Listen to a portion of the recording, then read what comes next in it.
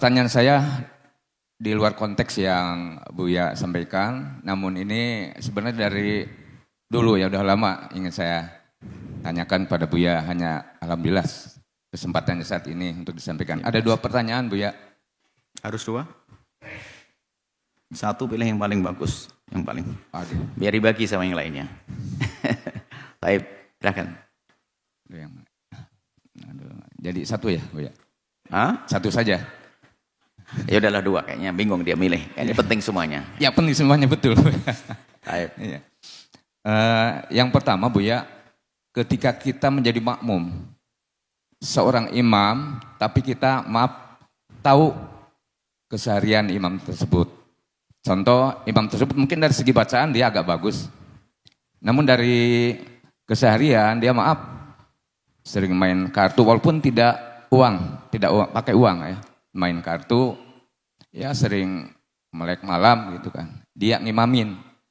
Bahkan terkadang dia menjadi imam juga, dia terkadang pakai ya celana jin, itu terkadang gitu kan ya.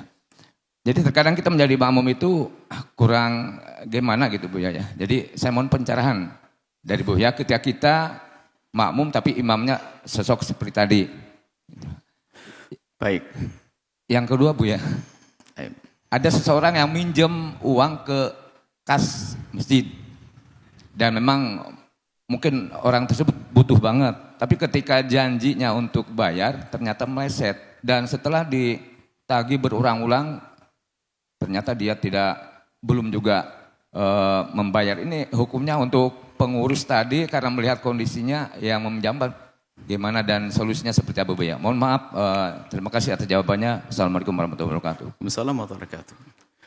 Jika makmum adalah dikatakan makmum fasik, maupun fasik. Dalam madhab kita bahkan semua mengatakan bahwasanya itu pun belum fasik-fasik amat lah ibaratnya. Fasik bukan terkenal dengan zinanya, dengan mabuknya, hanya main kartu dan sebagainya. Bahkan kalau seandainya lebih pahit dari itu, kalau imamnya seorang pezina, pemabuk dan sebagainya, sholat Anda tetap sah. Dan Anda full mendapatkan pahala sempurna. Hanya dikatakan bahasanya ada kemakruhannya menjadi imam kalau dia dibenci oleh makmum. Artinya imam saja yang harusnya tahu diri. Kalau makmum kadang-kadang mohon maaf, gimana nggak jadi imam dia? Kadang imamnya Masya Allah pakai jin, kemudian dia yang suka main kartu dan sebagainya. Ya, ternyata yang soleh-soleh jarang jamaah di situ. Repot. Jadi ya serba salah dia. Artinya bagi makmum ada full pahalanya. Hingga tinggal dipetata hati saja agar tidak prasangka buruk. Jangan mau ini. Memang tidak elok. Kenapa makruh menjadi imam kalau dia dibenci oleh jamaah? Karena bikin orang tidak khusyuk. Mulai dari dandanannya. Sehingga pihak pasangan makmum itu komentar. Ya Allah imamnya rambutnya begitu. Kopiahnya. Aduh jasnya. Ya Allah celana jinnya. Ini kok tadi duduk di mana? Ini enggak ngomel terus akhirnya. Makanya makruhnya imam kalau dia. Makanya imam itu hendaknya dia khuduzin atau inda kulli masjidin. Imam pakai dandan yang layak sebagai seorang imam. Harusnya begitu. Cuma kan dia tidak ada. Anda sebagai makmum Anda terima, salat Anda tetap sah, diterima oleh Allah, dapat pahala berlipat-lipat, tak hati. Kenapa? Yang benar setelah terus. Yang hebat, yang bajunya bagus, masbuk rakaat kedua baru datang kan itu ya. Sekarang untuk gini loh, di dalam membangun masyarakat Anda jangan selalu ingin yang number one. Raqam wahid, mumtaz, habislah dunia ini. Sudahlah alhamdulillah mau sholat berjamaah, waduh bajunya, Masya Allah, alhamdulillah, itu loh. Ini sholat ke masjid pakai baju gembel ini, alhamdulillah. Kita itu sering sok congkak dalam beragama. Ada datang pada zaman Nabi orang macam-macam sholat. Nabi tidak mengatakan mengusir ini, mengusir itu, tidak. Kadang ada pengurus masjid yang subhanallah, ini astagfirullah, masjid tidak menghargai masjid, nah ini bajunya nggak benar, jadi imam lagi.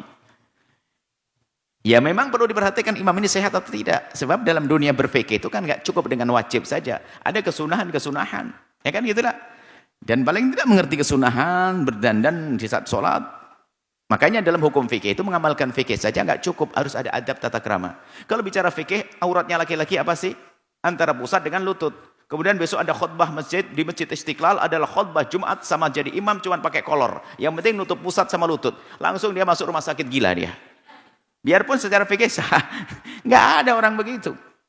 Makanya kalau Anda jadi imam, Anda harus menyesuaikan diri dong. Sekaligus untuk belajar cara berdandan yang bagus, cara pakaian yang layak, yang pantas, dan seterusnya. Baik. Kalau memang kita punya banyak aib-aib yang bakal dilihat oleh orang, Anda jangan jadi imam, biar yang lain saja. Khawatir di belakang nanti mengkhayal tentang dosa-dosa Anda. Baik, yang kedua adalah, apa tadi? Yang minjam ke kas masjid Buya, tapi janjinya membayar dia meleset. Masya Allah. Ini banyak permasalahan dan kesalahan pengurus masjid. Dia dermawan tapi pakai duit masjid. Ya salam. Dia baik hati pakai duit masjid. Ini repot. Kalau Anda ingin minjemi, Anda pengurus masjid, pakai duit Anda. Jangan pakai duit musola, duit masjid. Duitnya sendiri ya nggak mau ngasih. Pelit dia. Kalau pakai duit masjid nggak. Hukumnya haram Anda. Dosa. Anda punya tanggung jawab. Kalau ada orang mengambil lalu tidak mengambilkan, dia panitia yang telah mengeluarkan uang harus menggantinya. Karena dia telah tidak amanat. Nah, itu tidak boleh meminjamkan. Biarpun hajat kayak apapun. Kalau hajat Anda yang pinjam ke tempat lain, pinjemin, jangan pakai duit masjid. Ini menolong orang ada caranya. Bisa jadi mungkin kan masjid ada sebagian infak-infak untuk orang duafa, bisa saja. Makanya dalam dunia permasjidan ini harus ada manajemennya. Di antaranya nanti kalau ada orang fakir makan di situ ada dananya, ada ini, ada mungkin untuk sangu, mungkin diambilkan dari dana zakat, masukkan, mungkin ada fisabilillah, ibnu sabil, orang yang keputus di jalan kehabisan bekal, bisa saja. Makanya manajemen masjid harus perbaiki. Ini nggak pakai manajemen, langsung aja tanya tetangganya 20 pada pinjam duit. Wah, enak pinjam sana. Waktu pas gilir mau renovasi, mau beli karpet nggak punya duit, dipinjam sama orang. Ganti itu panitia. Dan istighfar setelah itu, dan jangan lakukan. Semoga Allah menjaga kita semuanya, menjadikan kita orang yang bisa mengemban amanat dengan benar. Allah mengampuni kita semuanya, mengangkat derajat kita semua. Wallahu a'lam bishawab. Ustaz Abdul Somad, dulu saya ahli maksiat. Alhamdulillah sekarang sudah tobat. Alhamdulillah. Pertanyaannya, bolehkah saya menjadi imam sholat di masjid? Permisi lu sama pengurus.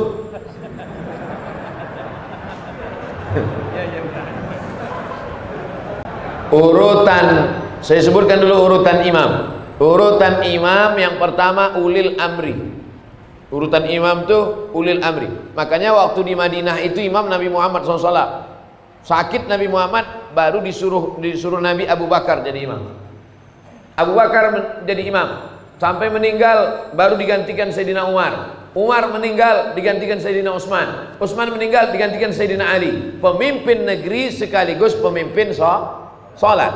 Lalu kemudian imam yang kedua, imam ratib. Imam ratib, imam yang ditunjuk oleh negara. Kalau di Maroko imam itu PNS, ditulis pengumuman penerimaan imam. Kenapa begitu? Maka dia ada fit and proper test, dilatih, ditanya, dites hafalan Qurannya berapa, suaranya macam mana. Kadang kita kalau sholat di pinggir jalan mau pergi jauh, mampir kita di masjid, macam-macam bunyi imam. Wal maghdubi alaihim waladdallin, amin. Bismillahirrahmanirrahim. Ijazah nasrul. Tak ada huruf za. Pak. Ya, kenapa dia maju jadi imam? Syukur dia maju, Pak. Kalau tak ada dia, tak ada sholat di sini. Tak ada fit and proper test imam. Oleh sebab itu imam yang pertama ulil amri, yang kedua imam ratib, imam yang ditunjuk. Tidak boleh orang maju ke depan. Siapapun yang datang ke Masjid Jami'atut Taqwa ini, datang ustaz dari Jakarta, sorbannya 4 lapis macam ban Vespa, tak boleh dia maju ke depan kalau tidak diizinkan oleh imam ratib. Makanya tadi sebelum sampai kemari saya pesankan Ustaz Iqbal nanti yang maju ke depan imam ratib aja, imam tetap. Baik. Oleh sebab itu imam ratib kita. Nah, tadi pertanyaannya, orang yang sudah taubat bolehkah dia jadi imam? At-taibu minadz-dzambi kama la dzambalah. Orang yang sudah taubat, dulu sabu-sabu, narkoba, pezina, perampok, garong, semua sudah dia buat. Taubat dia, taubat nasuha, maka dia sudah suci sesuci-sucinya. Innallaha la yaghfiru ayyushraka bihi wa yaghfiru ma duna dzalika liman yasha. Allah tak menerima ampun dosa syirik, adapun dosa selain itu diampunkan Allah Subhanahu wa taala. Illa man taba, orang yang bertaubat, wa amana, beriman, wa amila amalan salihah, beramal soleh. Taubat dia, beriman dia, beramal soleh dia. yubaddilullahu sayyi'atihim hasanat. Semua dosa-dosanya dulu diampunkan Allah, dijadikan kebaikan. Makanya kita yang jadi makmum, kalau ada imam tobat, tobat bertato dia, abu antik dia, maju dia jadi imam, tak usah kita permasalahkan. Jangan nanti assalamualaikum warahmatullahi wabarakatuh. Ini nampaknya tak sah, ini imam ini bertato, antingnya masih berlubang telinganya. Ini nampaknya imam ini mantan funky ini, anak funk ini. Jangan, tak usah permasalahkan lagi, karena dia sudah tobat nasuha. Ada di Jepang itu yakuza. Yakuza itu semua badan ini bertato. Yang tak bertato cuma lubang hidungnya aja. Sampai ke muka-muka ini bertato semuanya. Tobat dia. Tobat imam di Jepang itu. Tetap jadi imam, tak ada dipermasalahkan. Tato tidak menghalangi wudhu masuk ke dalam. Nah, ini tak jadi masalah. Kecuali imam itu berkutek, berarti bencong. Kutek menghalangi wudhu, tak bisa masuk. Adapun tato tak menghalang, tak usah dipermasalahkan. Begitu Pak.